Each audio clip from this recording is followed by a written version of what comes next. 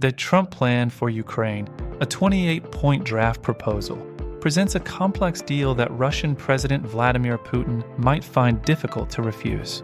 This plan, discussed in Geneva, is not a victory for Putin, as it doesn't grant him Ukraine or eliminate President Zelenskyy. However, the loss of territory in the Donbass region is tragic, and Russia's continued missile capabilities pose a daily humanitarian disaster for Ukraine. This war must end for America's sake, as it has unleashed global geopolitical chaos, with China supporting Russia and Putin reportedly trading nuclear secrets for North Korean aid. The first reason for Russia's potential acceptance is the promise of prosperity for Ukraine, including instant access to the European Union. Ukraine would share electricity from the Zaporizhzhia nuclear power plant under IEA control, and vital riverine and Black Sea grain shipping routes would be secured. With peace, there's also the prospect of major American tech investment, potentially an AI data center in Lviv, allowing Ukraine to thrive. The second reason is a big military for Ukraine, with a 600,000-member force, significantly larger than Great Britain's or Poland's. Ukraine would need hundreds of US M1 Abrams tanks to form a mobile deterrent barrier against future Russian aggression. Additionally, Ukraine would retain its massive air defenses, supported by NATO, the US, and American companies providing cyber and space power. The Cold War strategy of precision and mobility countered the numerically outmatched NATO against the Warsaw Pact, a lesson still relevant today.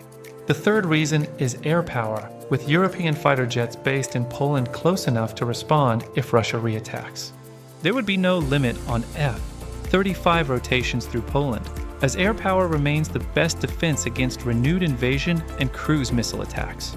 Eventually, Ukraine could have its own fleet of F-35s to assist with mobile ground defense and intercept cruise missiles.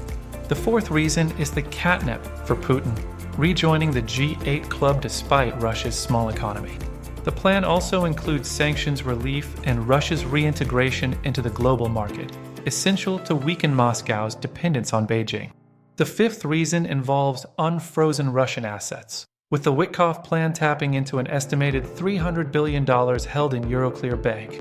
This move, however, would make Europe squirm due to banking regulation implications and lost interest income. European negotiators unfortunately watered down Witkoff's plan, especially delaying Ukraine's EU membership, showing the EU's bureaucratic mindset.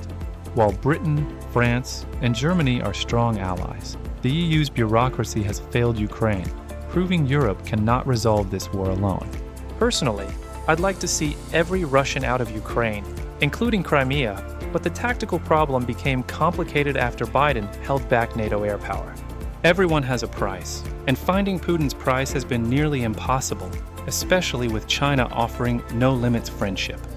Putin has a taste for war, and defense production keeps him in power, but after the war, he could become a vassal to Xi Jinping.